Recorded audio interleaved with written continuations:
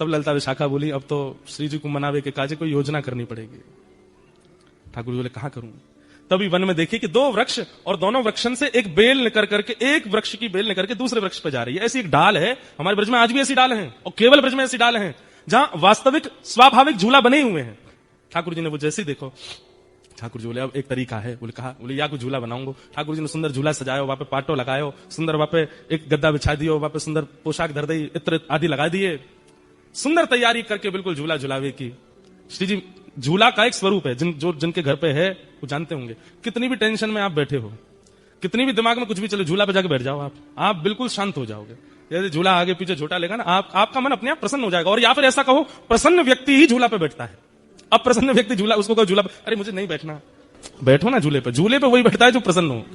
या फिर अप्रसन्न को बैठा दोगे तो उसका जितनी भी अप्रसन्नता है वो चली जाएगी। ये झूले का स्वरूप है।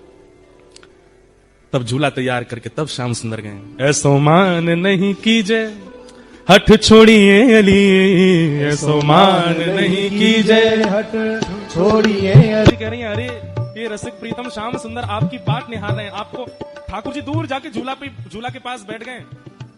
किशोरी जी कह रही हैं, ठाकुर जी तो कह लो खुद ने बनाया झूला, खुद ही झूल लेंगे।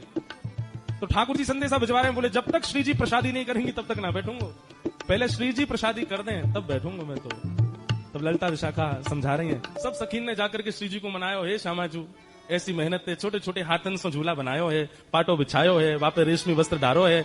श्याम सुंदर इतना श्रम करके देखो कैसे चढ़ चढ़ के पेड़ पे पूरे झूला की तैयारी कर रहे हैं। ऐसे मत करो, चलो। अंत में श्री जी मान गई। अब श्री जी तो बेचारी हमारी सहज है, नेक में ही मान जाए, मान करें जरूर है लेकिन मान बहुत जल्दी जाए। इतने में किशोरी जी आ गई। अब जैसे ही किशोरी जी आई तब तक ठाकुर जी रिसिया गए। रिसियानो समझे? रिसियानो कहते क्या?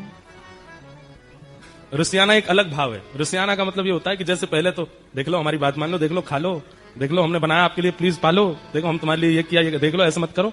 जब फिर भी नहीं मानता सामने वाला तो फिर रिसियाए वाला व्यक्ति, जब आप फिर जाओगे तो अब मैं दूंगा नहीं, ये होता है रिसियाना। ये गुस्सा नहीं है, अब नहीं दूंगा। अरे अब हम मान गए, अब तुम चाहे जितने माने हो अब नहीं मिलेगा, पहले देना था। तो ठाकुर जी अब रिसिया गए। और जैसे ही ठाकुर जी रिसियाए, श्री जी आ गए। अरे कहां है श्याम सुंदर? बोला यहीं थाड़ो। कहां? पाटो काई को उठा लियो या मैं तो झूला में दुपट्टा उठा लियो? ठाकुर जी ने वो धर दो ना, ना हमारो झूला, हमारो पाटो, हमारी सजावट हमारे हाथ पे, भाई हम ही झूल लेंगे, ले जाओ अपनी श्री जी को। अरे बड़े घर की है, इनको बड़े घर की चाहिए, ले जाओ। हमने अरे देखो ऐसे मत करो, बड़ी मुश्किल से बना के